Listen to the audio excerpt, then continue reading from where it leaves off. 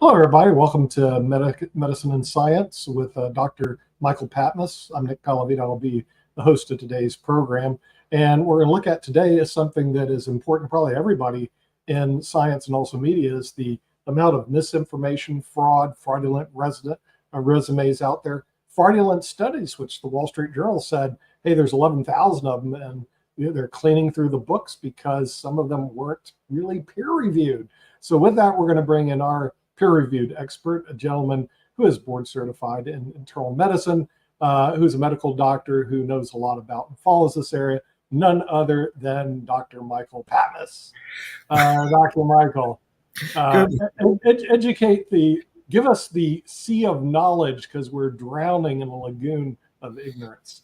So thank you for that introduction, Nick, and good morning to you, and good morning to all your viewers. It's always a privilege for me to spend a few minutes with you.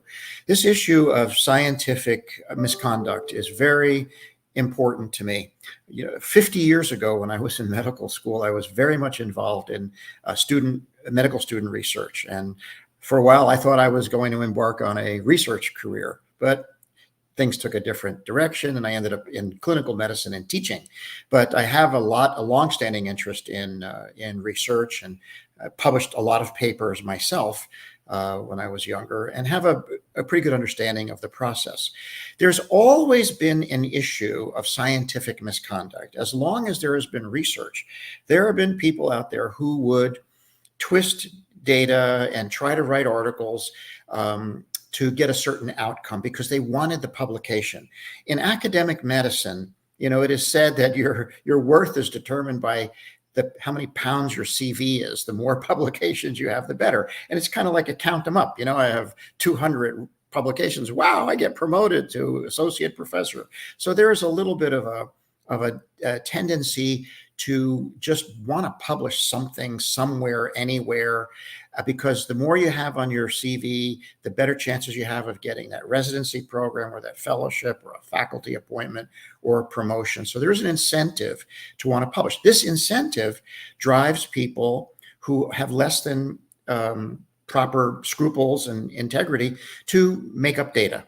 This is not a new problem, but it has exploded in recent years because of social media and the internet and artificial intelligence. You can even have papers written for you now by artificial intelligence that look like the real deal. Who can spot that? And there's been a proliferation of journals. It used to be years ago, you really had a handful of top journals that doctors read, New England Journal of Medicine, the Annals of Internal Medicine, Journal of American Medical Association, British Medical Journal. There weren't that many, and they were scrupulous about peer reviewing papers. Well, now there's been this proliferation of journals I've never heard of before. They've come out of the woodwork. These journals are what they call throwaway journals. They're pay to publish. So in other words, nowadays, 2024, you can go to AI, have a paper written, made up, submit it to a pay to publish junk journal, and next thing you know, it's cited on the news media and you become an expert. And it's all fake. It's like the Gucci bag or the fake Rolex. It's the fake Gucci or fake Rolex of science. And this is a major problem now. In fact, there's been articles in the Wall Street Journal and just the other day in New York Magazine about this. Some 11,000 papers have been retracted recently. Some 19 medical journals were just shut down because they're fake journals. And this is creating a big problem because this information flows out through social media. It gets into the public, and the public doesn't have the ability, the training to discern real research from fake research. It's very sophisticated. Even highly educated people, if they're not trained in critical appraisal of the medical literature, they can be fooled. And it's a real problem because in the COVID anti-vax literature, it's all fake junk science. It's all fake research, made up research, published in garbage journals. And people are citing this, and these people are being held up as experts and testifying before Congress and influencing public health policy. It's terrible. And it's having a significant impact on our public policy and our public health. There's another wrinkle to this that I think I'm the only one talking about. Not only are there fake journals and fake research out there that has to be retracted, there are fake experts with fake resumes. In fact, among the most famous anti-vax COVID experts out there, some of them have embellished and false resumes. I know because I've done primary research. I've fact-checked their resumes and done primary, what they call verification of credentials. I made phone calls, and I know for a fact that some of these folks who are running around the world influencing policy on COVID and COVID vaccination have lied on their resumes. They don't have the credentials they claim. They didn't hold professorships that they claim to have held. They were not directors of programs like they claim. They made it up. And so we have a problem not just with made up science, fake articles, fake research, fake journals. We have a problem with fake experts, with fake resumes, and no one is talking about this except me, I think, and actually grabbing their publicly available CVs and fact-checking them. We need to do that. Everyone out there who claims to be an expert needs to submit their CV for public scrutiny and for primary source verification. If we did that, we would weed out a lot of fake experts. This is a big problem. The fake experts are getting more attention in the media than the real ones. So with that, I'll shut up and entertain some questions and conversation. Well, also you want to bring up the mask problem that we're having right now. That in North Carolina, they're trying to pass a law that outlaws masks. Talking about that one. This is the most ridiculous thing. Here's wear a mask in public. Okay. Yeah, I'll briefly summarize this one. House Bill 237 or 273, I think it's 237, in North Carolina has passed the North Carolina legislature. It's sitting on the governor's desk. This bill passed along party lines, Republicans supporting it, Democrats opposing it. What this bill would do is rescind the exemption that was passed for COVID that allowed people to wear masks in public. It rescinds it. And what it does is it makes wearing a mask, a surgical mask or an N95 mask in public, criminal.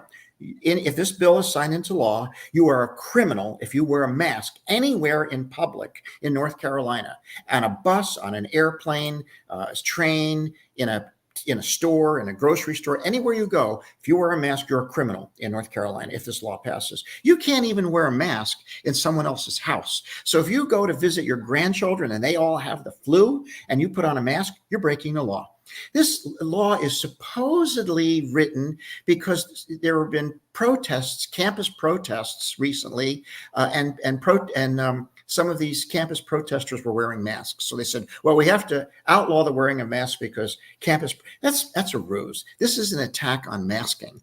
What it will do is it will lead to an increase in respiratory infections. To think of this, maybe make an analogy to make this clear and explain why. Imagine if you passed a law that said wearing condoms is a criminal thing. What do you think would happen to the rate of STDs? Well, if you criminalize wearing a mask, the rate of respiratory infection will increase. People will suffer and die because of it. It's the stupidest law I've ever heard of. And I hope the governor has common sense not to sign this bill. Well, years ago when COVID hit, there were some people that were anti-maskers. Right. And of course, I read a study. Now I know I got to read a study and see if it was a peer-reviewed study. But I actually read a study that if you wear an H1N1 mask, I think they called it, that it reduced your chances of getting infected in half. And then if you and the other person wore it, it reduced it in half again and then some. And so just looking at that study, I said, well, it looks like it works. Then all of a sudden I got the anti-maskers coming up. Oh, wearing a mask doesn't help you at all.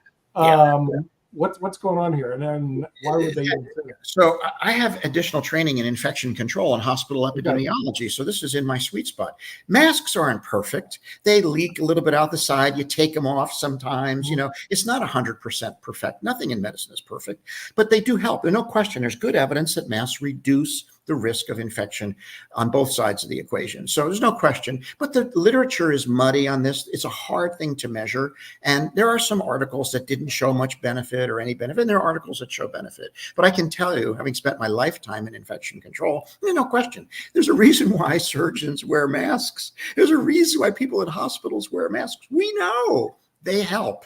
They're not perfect, but they help. So the law, this proposed law in North Carolina is absolutely idiotic. It's an embarrassment to the state of North Carolina. Right. Yeah, that's what I was looking at. Because I was thinking, well, if the mask didn't help, why would medical professionals wear them in surgery? It just didn't seem to make any sense to me. Take off the mask in surgery. Yeah, empirically, it all made sense. So I thought they have not only anti-vaxxers, they have anti-maskers. Yes. Well, yes. And masking is still big in Hawaii. And I've seen, people come here from the mainland and get like snarky with me or others because they're wearing a mask. We choose to wear masks in Hawaii. Sorry. That's just what we do. Okay. Well, let's talk about these fake journals, because when I was teaching at Northeastern, I was telling my students to go look at SSRN, and you can go to SSRN, you can find all these articles on things. But this is before it enlightened me, which was this weekend, that there's a lot of fake journals out there. And the journals did explode, and they exploded on SSRN. How is there anybody who's creating a system similar to, and I tell Rick, when I go to a hotel, I look at the reviews and I look at the rating system. Are you 5-star, 4-star, or one system is 10-star, 9, 8, 7? Are there any metric rating systems for journals? There is a rating system that ranks the quality of articles. It's like a pyramid, and the lowest quality evidence to highest quality evidence. The tool I've talked about, UpToDate, does filter out articles, so only the good stuff gets in UpToDate. There's an organization called Retraction Watch, and they point out these fake articles and the ones that get retracted. But other than that, this is a wide open area. I don't really have any other information. Rick, do you have anything to add about how has anybody scrutinized? I mean, the public is. Well, I looked up some stuff. There are 1 million doctors in the United States, plus some other fields where people can call themselves doctors. And so if you take just the 1% most incompetent or craziest doctors in the US, that's still 10,000 doctors plus chiropractors who call themselves doctors. And if a bunch of them get together, they can make their own journal. They can form an organization like America's Frontline Doctors, where they pose on the steps of the U.S. Capitol wearing lab coats, and they can promote all matters of crazy BS. Joseph Ladopo, Florida's Attorney General, is a complete lunatic and a liar who claimed to have worked in the early days of COVID at UCLA. And people who actually did what you do, confirm that with UCLA, found that no, he entirely made that up. Yeah. Okay. So to answer your question, Nick, we don't have a good system to protect the public. It's buyer beware. There's a caveat emptor. The general public is at risk. They don't know, they can't tell. Without training, you can't tell fake research from real research. It's really hard. And it's easy to be misled, and the public is being misled, and it's resulting in harm. Plus, I looked up the doubling time of medical information now. And according to Medscape, and I don't know how authoritative that is, the medical information doubles every 73 days. So at the end of a year from now, there will be 32 times as much medical information as there is now. And wading through all that to separate the BS from the not is tough. This is exactly why all doctors, I'm going to say this really clear, all doctors must use UpToDate. If you're a physician and you're not using UpToDate, you are not up to date. There is no other tool like UpToDate. I have no financial interest in it. I'm just a user, but I can tell you after 25 years of using UpToDate, it is the way I stay current. Okay. Is UpToDate? I've never used that service before. Is it limited to medical writings, or does it explore other No, anybody can get a subscription to it. It's intended for physicians and healthcare professionals, but anybody can get a subscription to it. Yeah. And you send me your email and I'll send you a gift subscription, and really? and you can use it. It's not cheap, but they have no advertising. They don't accept money from any commercial sources. If you have a medical issue as a patient, it's worth your while to do something like that to make sure that your treatments are up to date. Right. Absolutely correct. And they have topic summaries written especially for patients. Right. Yeah. And Rick, you also made a good point on the bottom 1%, because everybody talks about the top 1%, and the top 1% in the United States is really, really good. When I was working with the medical doctors, I was saying, well, the people who really design these things are MD PhDs you never see. Because I knew a lot of them, they're like in the background in Seattle, you never see them. But they were really, really good. But if you go to the bottom 1%, and that's just any demographic group, they can be really, really bad. And that's the problem. But there's no way that, at least currently, see, I think in the future, somebody's going to take the bull by the horns, Dr. Patmas, and they're going to be rated. In other words, have a ranking system similar to hotels, similar to chess players, similar to, by the way, the chess ELO system is used not only for chess, ELO uses it for backgammon chess, Scrabble, foosball, and other things, because it's a 4-digit rating system, which is pretty good. Well, I'll tell you one thing we desperately need right now. Somebody needs to do primary source verification on the resumes and CVs of all the top anti-COVID, anti-vax experts out there. Someone needs to make the phone calls and verify those credentials. I can tell you they are fake. Yeah. And the funny thing you said about that also in football, there was a big scandal when George Leary was coaching at Georgia Tech, and then he eventually got fired because he had claimed he graduated from University of Vermont, received a master's degree. It was all fake. And no one looked back and made what you said, the phone calls or the research. But also it's pretty difficult because a lot of the universities, they're pretty mum on giving you information. In other There's words, something called stolen valor that you find in a not rare among politicians who claim military experience that's either exaggerated or just entirely made up. Right. Yeah. And so the thing is, the purported experts are not the experts. But I think it's worse than you think, because what I've seen on certain organizations, that the people that are members of this, quote, physician group aren't even physicians. They have no medical training, absolutely not whatsoever, but they join it. In other words, like if you're a physician, which you are, okay, we could join it. I could join your group if you said physician to, help America cure cancer. And I could join it, but I'm not a physician. And they have hundreds, if not thousands of people that are members of these groups, physicians for X, and they're not doctors at all. What are your thoughts on that? Having just regular Joes who are come off the street to show that, look, we have power, we have all these people, and they're not trained at all. I think it's great to bring in intelligence and experience from other areas. It just has to be disclosed. If you have an organization that's called Physicians for Eating Spinach, and you show your physician membership, and some of them are not physicians, you just disclose, okay, we have physician members or we have non-physician members. We want to have a broad perspective, and we want to welcome information from various points of view. You just have to disclose and be honest with who you have there. But if you have an organization that's called Physicians for something, and most of them aren't even doctors, and you don't disclose that, that's misleading.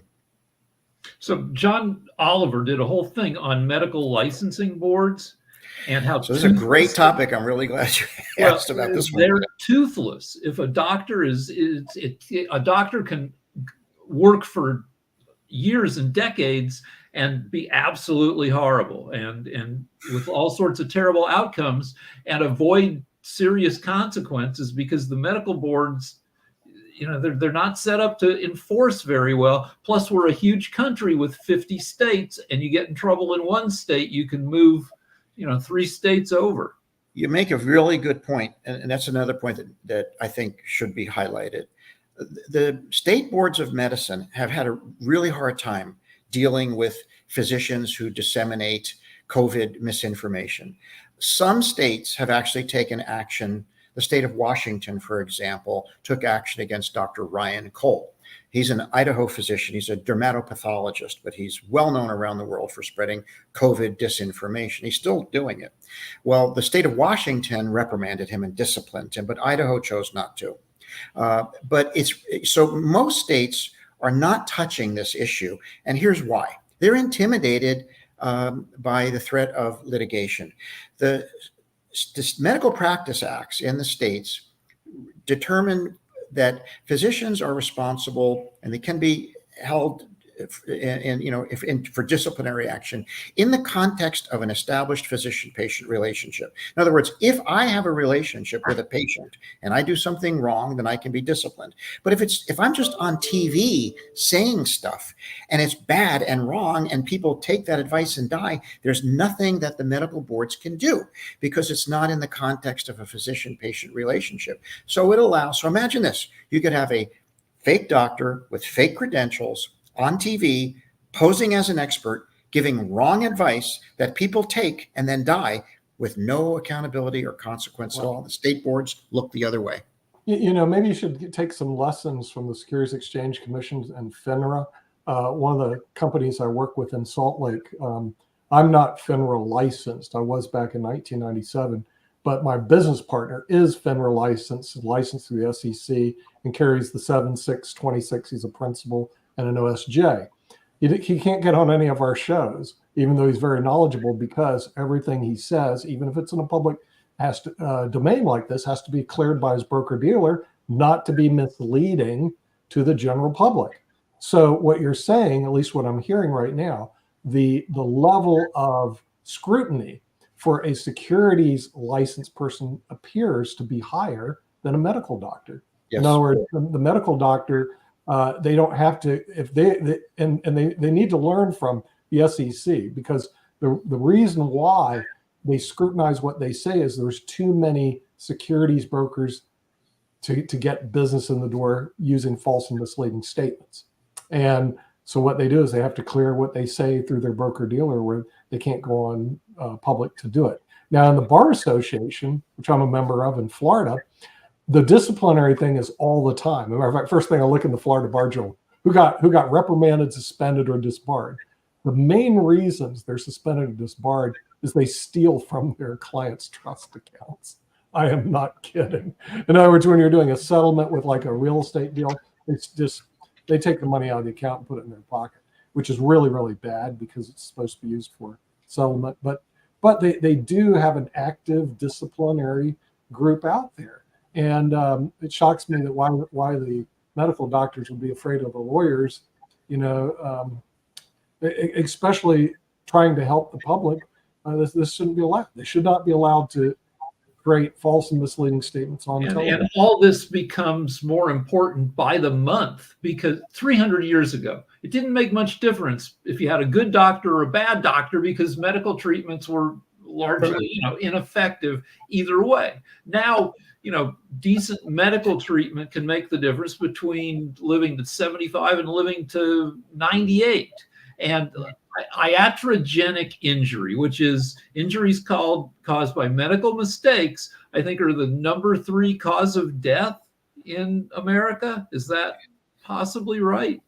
I don't doubt that. I don't know exactly, but I can tell you that iatrogenesis is a big problem. It's why physicians police each other. It's why in a hospital we have peer review committees. We scrutinize everything we do in the hospital. Outside the hospital, it's like, nobody's really watching. And there's a lot of bad medicine out there. And patients are harmed all the time. That's why it's so imperative for doctors to stay up to date. This is you're right. It's hard to be a really good doctor. It's hard to stay up to date. It takes work. It takes effort. And if we allow misinformation and disinformation to proliferate without accountability, the public is harmed. Yeah, and sooner or later they're going to have to develop a system that stops the vast amount of misinformation out there. Pulling journals is a good step, especially when they're not peer reviewed. But somewhere along the line, we're going to have metrics installed so that the public is aware, and also other physicians are aware, and in securities, a lot of people don't know that. Everybody's securities license has a Form ADV. The general public doesn't know that, and they should. The first time when we get a producer who's going to work with our company, the first thing we look is we pull their Form ADV. It's on the FINRA broker check, and it basically has to disclose all the dirty stuff that the broker does. Apparently, that system doesn't exist in the medical profession, which is shocking. You guys don't have a Form ADV or anything like that? So I just looked up something called health grades, which is it ranks doctors, but I would bet that it doesn't tell you the difference between a competent and I think it's patients saying, well, he was friendly, he was on time, she was on time, but that doesn't tell you whether they know what they're doing. Right, yeah, exactly. And stronger is peer review. There's absolutely no question. When I wrote articles, like I said, for the Journal of Accountancy and other journals, when they're not peer reviewed, they just throw it up there. I'm going, what happens if I just made stuff up? No one's looking at it. But I didn't. But now I'm starting thinking I could have. And then the other people look at it, think, oh, it's gospel, and it's not. But then when it's peer reviewed, that's a whole different cat, because they get people that are knowledgeable specialists or subject matter experts in that area doing a review. And then you get a whole different level of scrutiny. So perhaps maybe these articles should all be peer reviewed. Everything needs to be peer reviewed, absolutely, and scrutinized. To give you a sense for how much of a problem this is, the first paper that was ever published that attempted to link vaccination with autism was retracted, was found to be a fraudulent paper. The doctor who wrote that article was convicted of fraud in the UK and banned from the medical profession. That paper is still circulating and is still cited by Robert F. Kennedy and many others as evidence for a connection between autism and vaccination. It's a fraudulent paper. Its author was convicted of fraud. But once it's out there and it gets in the body politic, you can't pull it back. People believe it. Yeah, and that's a big problem. The thing is, once the false information gets out there and starts circulating, then all of a sudden there's no way you can get it back. And then somebody picks it up. Yeah, so we've got to catch it early. And one of the ways to catch it is to catch the fake experts. Yeah, catch it early, and also do a review, because, like I said, if they don't have Form ADVs, they should all have Form ADVs on them, and that is a scrutiny that is taken with every person who's securities license who sells products, financial products in the United States of America. And here's how they also enforce it, Dr. Patmas. If you pull the stunts that some of these people are doing, the FINRA fines you, and they're not small fines. I'm talking about hundreds of thousands and millions of dollars. If you maybe this is a new application for the concept of catch and kill. Maybe after Trump gets out of jail, he can go work on this problem. Oh yeah. I'll tell you, because this whole system didn't exist 40 years ago. When I started my law practice, I was working with financial advisors. It was the wild, wild west. You wouldn't believe what these people would pull. Even we trust Google when we type in locksmith. I just typed in cosmetic surgeons, and I get these. Oh, here are 2 5-star surgeons. Who's giving them 5 stars? And right below that, best plastic surgeon. If you pay Google, Google will bump you up so that your name comes up first. Google is very dangerous. I know. And they used to have it when I flew on airplanes. The best physicians in America. I look at the listing there. I'm going $1,500. $15,000 now. You're the best physician. $15,000. Oh, just for an intern, it's a lot less. Yeah, right, something like that. And then you have your picture in the paper, your best physician in America. Yeah. But we do need to have a metric system. We also need to have a system of review similar to what they have in the securities industry. It has changed a lot in the 40 years I've worked in it because of Form ADV and the FINRA enforcement, and it keeps people in line to the extent they aren't. It scares the bejeebers out of them because they see these huge fines, and they toe the right line, and hopefully we'll see that in the medical profession sooner than later. With that, we want to thank Dr. Patmas and thank you and all of our viewers in the United States of America and across the world. When I'm in Europe, I'll start figuring out what the Europeans do, and maybe we can steal some of their good ideas and bring them back to the United States. Till then, have a good week. We'll see you next week on Medicine Science. Bye-bye.